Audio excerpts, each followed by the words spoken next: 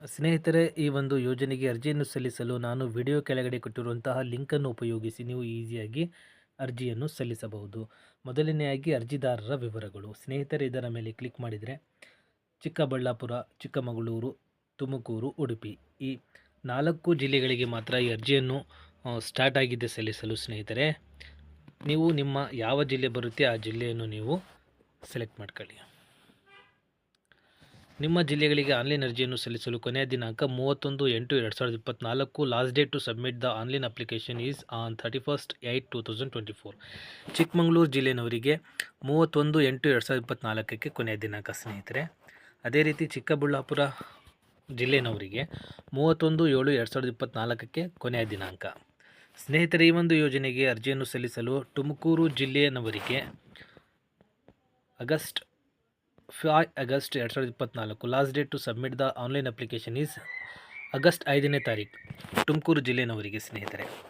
ಅದೇ ರೀತಿ ಉಡುಪಿ ಜಿಲ್ಲೆನವರಿಗೆ 31/8/2024 ಕೊನೆಯ ದಿನಾಂಕವಾಗಿದ್ದು, ಈ 4 ಜಿಲ್ಲೆಗಳು ಅಂದರೆ ಚಿಕ್ಕಬಳ್ಳಾಪುರ, ಚಿಕ್ಕಮಗಳೂರು, ತುಮಕೂರು ಮತ್ತು ಉಡುಪಿ ಜಿಲ್ಲೆನವರು ಈ ಒಂದು ಯೋಜನೆಗೆ ಅರ್ಜಿಯನ್ನು ಸಲ್ಲಿಸಿ ನೀವು ಲಾಭವನ್ನು ಪಡೆಯಬಹುದು ಸ್ನೇಹಿತರೆ. ನೆಕ್ಸ್ಟ್, ಯೋಜನೆಯ ಹೆಸರು ಸೆಲೆಕ್ಟ್ ಮಾಡಿದ ನಂತರ ಸ್ನೇಹಿತರೆ, ಇದರಲ್ಲಿ ಕುಶಲಕರ್ಮಿಗಳಿಗೆ ಉಚಿತವಾಗಿ ಸುಧಾರಿತ ಸಲಕರಣೆ ಅಂತ ಹೇಳಿ ಸೆಲೆಕ್ಟ್ ಮಾಡಬೇಕು. ತಾಲೂಕಿನ ಹೆಸರು ಸ್ನೇಹಿತರೆ, ನಿಮ್ಮ ತಾಲೂಕು ಯಾವುದು ಅದನ್ನು ನೀವು ಸೆಲೆಕ್ಟ್ ಮಾಡಬಹುದು. ಚಿಕ್ಕಮಗಳೂರು ಜಿಲ್ಲೆ ಸೆಲೆಕ್ಟ್ ಮಾಡ್ಕೊಂಡ್ರೆ ಸ್ನೇಹಿತರೆ, ಇದರಲ್ಲಿ 2 ರೀತಿಯ ಆಪ್ಷನ್ಸ್ ಇದೆ. ಜಿಲ್ಲಾ ಉದ್ಯಮ ಕೇಂದ್ರ ಬಂಡವಾಳ ಹೂಡಿಕೆ ಮತ್ತು ಕುಶಲಕರ್ಮಿಗಳಿಗೆ ಉಚಿತವಾಗಿ ಸುಧಾರಿತ ಸಲಕರಣೆಗಳು. ಇದರಲ್ಲಿ ನೀವು ಕುಶಲಕರ್ಮಿಗಳಿಗೆ ಉಚಿತವಾಗಿ ಸುಧಾರಿತ ಸಲಕರಣೆ ಮೇಲೆ ಆಪ್ಷನ್ ಮೇಲೆ ಕ್ಲಿಕ್ ಮಾಡಿ. ಮಸ್ಟ್ ನಿಮ್ಮ ತಾಲೂಕಿನ ಹೆಸರು ಅಜ್ಜಂಪುರ, ಚಿಕ್ಕಮಗಳೂರು, ಕಡೂರು, ಕೊಪ್ಪ, ನಿಮ್ಮ ಜಿಲ್ಲೆ ನಿಮ್ಮ ತಾಲೂಕು ಯಾವುದು ಅದನ್ನು ನೀವು ಸೆಲೆಕ್ಟ್ ಮಾಡಬೇಕು. ಅರ್ಜಿದಾರರ ಹೆಸರು ಸ್ನೇಹಿತರೆ, ನಿಮ್ಮ ಆಧಾರ್ ಕಾರ್ಡ್ನಲ್ಲಿರುವಂತಹ ಹೆಸರನ್ನು ಇಲ್ಲಿ ನೀವು ಟೈಪ್ ಮಾಡಬೇಕಾಗುತ್ತದೆ. ನೆಕ್ಸ್ಟ್, ಅರ್ಜಿದಾರರ ಹೆಸರಾದ ನಂತರ ತಂದೆ, ತಾಯಿ ಅಥವಾ ಗಂಡನ ಹೆಸರು ಇಲ್ಲಿ ಟೈಪ್ ಮಾಡಬೇಕು. ಅರ್ಜಿದಾರರ ಗ್ರಾಮ ಪಂಚಾಯತ್ ಹೆಸರು ಅಂದರೆ ಆ ಅರ್ಜಿದಾರರು ಯಾವ ಗ್ರಾಮ ಪಂಚಾಯತಿಗೆ ಬಿಲಾಂಗ್ಸ್ ಆಗ್ತಾರೆ ಆ ಗ್ರಾಮ ಪಂಚಾಯತ್ ಹೆಸರನ್ನು ನೀವು ಇಲ್ಲಿ ಟೈಪ್ ಮಾಡಬೇಕು.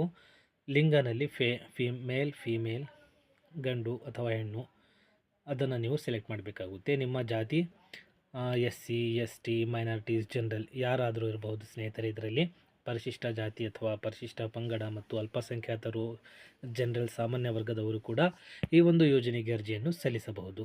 ಮತ್ತು ನಿಮ್ಮ ಹುಟ್ಟಿದ ದಿನಾಂಕವನ್ನು ಇಲ್ಲಿ ಟೈಪ್ ಮಾಡಬೇಕು. ನೆಕ್ಸ್ಟ್ ಸ್ಟೆಪ್ನಲ್ಲಿ ಸ್ನೇಹಿತರೆ, ಯೋಜನೆಯ ವಿವರಗಳು. ಉಪಕರಣ ಪಡೆಯಲು ಇಚ್ಛಿಸುವ ವೃತ್ತಿ ಯಾವುದು ನಿಮ್ಮದು. ಮರೆಗೆಲಸ, ಬಡಗಿತನ ಮಾಡುವವರು, ಗಾರೆ ಕೆಲಸ, ಗೌಂಡಿ ಕೆಲಸ ಮಾಡುವವರು, ದೋಬಿ ಮತ್ತು ಕ್ಷೌರಿಕ, ಕಮ್ಮಾರಿಕೆ, ಕುಲಮೆ. ಸ್ನೇಹಿತರೆ, ಇದರಲ್ಲಿ ಮರೆಗೆಲಸ ಮಾಡುವವರು, ಗಾರೆ ಕೆಲಸ ಮಾಡುವವರು, ದೋಬಿ, ಕ್ಷೌರಿಕ, ಕಮ್ಮಾರಿಕ ಅದನ್ನು ನೀವು ಸೆಲೆಕ್ಟ್ ಮಾಡಬೇಕಾಗುತ್ತೆ ಸ್ನೇಹಿತರೆ. ನೆಕ್ಸ್ಟ್, ಇದರಲ್ಲಿ ನಿಮ್ಮ ಯಾವ ವೃತ್ತಿ ಅದನ್ನು ನೀವು ಸೆಲೆಕ್ಟ್ ಮಾಡ್ಕೊಳ್ರಿ. ಪ್ರತ್ಯವ್ಯವಹಾರಕ್ಕಾಗಿ ವಿವರಗಳು, ನಿಮ್ಮ ಕಾಂಟ್ಯಾಕ್ಟಿಗೆ ಬೇಕಾಗುವಂತಹ ದಾಖಲೆಗಳು ಈ ರೀತಿ ಇದೆ. ಮೊಬೈಲ್ ಸಂಖ್ಯೆ, ಇಮೇಲ್ ID, ರಾಜ್ಯದ ಹೆಸರು, ನಿಮ್ಮ ರಾಜ್ಯ ಯಾವುದು, ಅಂಡಮಾನ್ ಆ್ಯಂಡ್ ನಿಕೋಬಾರ್, ಅರುಣಾಚಲ್ ಪ್ರದೇಶ್, ಅಸ್ಸಾಂ, ಬಿಹಾರ್, ಛತ್ತೀಸ್ಗಢ ನಿಮ್ಮ ಸ್ಟೇಟ್ ಯಾವುದನ್ನು ನೀವು ಸೆಲೆಕ್ಟ್ ಮಾಡ್ಕೋಬೋದು. ಕರ್ನಾಟಕದವರು ಕರ್ನಾಟಕ ಅಂತ ಹೇಳಿ ಸೆಲೆಕ್ಟ್ ಮಾಡ್ಕೊಳ್ರಿ. ನೆಕ್ಸ್ಟ್, ನಿಮ್ಮ ವಿಳಾಸದ ಮನೆ, ಕಾಲೋನಿ, ಜಮೀನಿನ ಗುರುತು ಅಂದರೆ ನಿಮ್ಮ ಅಡ್ರೆಸ್ಸನ್ನು ನೀವು ಇಲ್ಲಿ ಟೈಪ್ ಮಾಡಬೇಕಾಗುತ್ತದೆ. ವಿಳಾಸದ ಗ್ರಾಮ, ತಾಲೂಕು, ಜಿಲ್ಲಾ, ಪಿನ್ ಕೋಡ್ ಎಲ್ಲ ನೀವು ಇಲ್ಲಿ ಟೈಪ್ ಮಾಡಬೇಕಾಗುತ್ತೆ ಸ್ನೇಹಿತರೆ. ಮತ್ತು ನಿಮ್ಮ ಶೈಕ್ಷಣಿಕ ಅರ್ಹತೆ ಎಜುಕೇಷನಲ್ ಡೀಟೇಲ್ಸನ್ನು ಸಹ ಕೇಳ್ತಿದ್ದಾರೆ ಇಲ್ಲಿ. 8ನೇ ತರಗತಿ, 9ನೇ ತರಗತಿ, 10ನೇ ತರಗತಿ, 10ನೇ ತರಗತಿ ಮೇಲೆ ಯಾವುದೇ ವಿದ್ಯಾರ್ಥಿ ಹೊಂದಿರುವುದಿಲ್ಲ. ನಿಮ್ಮ ಯಾವುದು ಎಜುಕೇಷನ್ ಇದೆ ಅದನ್ನು ನೀವು ಸೆಲೆಕ್ಟ್ ಮಾಡ್ಕೋಬಹುದು ಸ್ನೇಹಿತರೆ. ನೆಕ್ಸ್ಟ್, ಪ್ರಮಾಣ ಪತ್ರಗಳು. ತಾವು ವಿಕಲಚೇತನರಾಗಿರುವವರ ನೀವು ಹ್ಯಾಂಡಿಕ್ಯಾಪ್ಸ್ ಇದ್ದರೆ ಮಾತ್ರ ಅದನ್ನು ನೀವು ಎಸ್ ಅಂತ ಕೊಟ್ಟು ನೀವು ಅದನ್ನು ಆ ಸರ್ಟಿಫಿಕೇಟನ್ನು ಅಪ್ಲೋಡ್ ಮಾಡಬೇಕಾಗುತ್ತೆ ಸ್ನೇಹಿತರೆ. ನೀವು ಆಯ್ಕೆ ಮಾಡಿರುವ ಮರೆಗೆಲಸ, ದೋಬಿ ಇನ್ನಿತರ ಕಸುಬಿನ ಕುಶಲಕರ್ಮಿಯಾಗಿದ್ದಲ್ಲಿ ಸಂಬಂಧಿತ ಗ್ರಾಮ ಪಂಚಾಯಿತಿ ಅಭಿವೃದ್ಧಿ ಅಧಿಕಾರಿಯವರಿಂದ ದೃಢೀಕರಣ ಪತ್ರ, ಕಾರ್ಮಿಕ ಇಲಾಖೆಯಿಂದ ವಿತರಿಸಿದ ಕುಶಲಕರ್ಮಿ ಗುರುತಿನ ಚೀಟಿ ಪತ್ರ, ಗ್ರಾಮ ಪಂಚಾಯಿತಿಯಿಂದ ಗ್ರಾಮ ಸಭೆ ಆಯ್ಕೆ ಪತ್ರ ಹೊಂದಿದ್ದೀರಾ ಅಂದರೆ ಎಸ್ ಅಂತ ಹೇಳಿ ಅದನ್ನು ನೀವು ಅಪ್ಲೋಡ್ ಮಾಡಬೇಕಾಗುತ್ತೆ. ಇಲ್ಲ ಅಂತ ಹೇಳಿದರೆ ಇಲ್ಲ ಅಂತ ಹೇಳಿ ಆಪ್ಷನನ್ನು ಸೆಲೆಕ್ಟ್ ಮಾಡಬೇಕಾಗುತ್ತದೆ. ಸ್ಥಳೀಯ ಸಂಸ್ಥೆಯಿಂದ ಪಡೆದ ಪರವಾನಗಿ ಪತ್ರ, ಎಸ್ ಅಂದರೆ ಎಸ್ ಅಂತ ಹಾಕಿ, ಇಲ್ಲ ಅಂದರೆ ನೋ ಅಂತ ಹಾಕಿ ಸ್ನೇಹಿತರೆ. ನಿಮ್ಮ ಬಳಿ ಪಡಿತರ ಚೀಟಿ ಅಥವಾ ಮತದಾರರ ಗುರುತಿನ ಚೀಟಿ ಇದೆಯಾ, ಎಸ್ ಅಂತ ಹೇಳಿ ಆಪ್ಷನ್ ಸೆಲೆಕ್ಟ್ ಮಾಡ್ಕೊಳ್ರಿ. ನೆಕ್ಸ್ಟ್, ಕೊನೆಗೆ ಘೋಷಣೆ.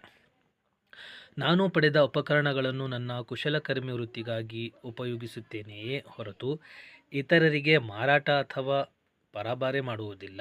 ಒಂದು ವೇಳೆ ಮಾರಾಟ ಅಥವಾ ಪರಭಾರೆ ಮಾಡಿದ್ದು ಕಂಡುಬಂದಲ್ಲಿ ನಾನು ಪಡೆದ ಉಪಕರಣಗಳ ಮೌಲ್ಯವನ್ನು ಒಂದೇ ಕಂತಿನಲ್ಲಿ ಸರ್ಕಾರಕ್ಕೆ ಪಾವತಿಸಲು ಬದ್ಧಳಾಗಿದ್ದೇನೆ. ಈ ಮೇಲಿನ ಅರ್ಜಿಯಲ್ಲಿ ಒದಗಿಸಲಾದ ಮಾಹಿತಿಯು ನನ್ನ ತಿಳುವಳಿಕೆ ಪ್ರಕಾರ ಸರಿಯಾಗಿರುವುದಾಗಿ ಮತ್ತು ಈ ಯೋಜನೆಯಡಿ ಹಾಲಿ ಜಾರಿಯಲ್ಲಿರುವ ನಿಯಮಗಳಿಗೆ ಬದ್ಧಳಾಗಿದ್ದೇನೆ ಎಂದು ನಾನು ಈ ಮೂಲಕ ಪ್ರಮಾಣೀಕರಿಸುತ್ತೇನೆ. ಅಗ್ರಿ ಮೇಲೆ ಕ್ಲಿಕ್ ಮಾಡಿ ಸ್ನೇಹಿತರೆ. ಕ್ಯಾಪ್ಚಾವನ್ನು ಹಾಕಿ ಸಬ್ಮಿಟ್ ಕೊಟ್ಟರೆ ನಿಮ್ಮ ಅರ್ಜಿ ಕಂಪ್ಲೀಟ್ ಆಗುತ್ತೆ. ಸ್ನೇಹಿತರೆ, ಈ ಒಂದು ಯೋಜನೆಯಡಿಯಲ್ಲಿ ಅರ್ಜಿಯನ್ನು ಸಲ್ಲಿಸಲು ನಿಮಗೆ ಏನಾದರೂ ತೊಂದರೆ ಇದ್ದರೆ ಸ್ನೇಹಿತರೆ ನಮಗೆ ಕಮೆಂಟ್ಸ್ ಮಾಡಿ, ನಾವು ಅದಕ್ಕೆ ಸೊಲ್ಯೂಷನನ್ನು ಕೊಡೋಕ್ಕೆ ಟ್ರೈ ಮಾಡ್ತೀವಿ. ಸ್ನೇಹಿತರೆ, ಈ ಒಂದು ಮಾಹಿತಿ ಉಪಯೋಗ ಇರುವವರಿಗೂ ಇತರ ಸ್ನೇಹಿತರನ್ನು ದಯವಿಟ್ಟು ಶೇರ್ ಮಾಡಿ ಹಾಗೂ ನಮ್ಮ ಚಾನಲನ್ನು ಸಬ್ಸ್ಕ್ರೈಬ್ ಮಾಡಿ. Thanks for watching this video.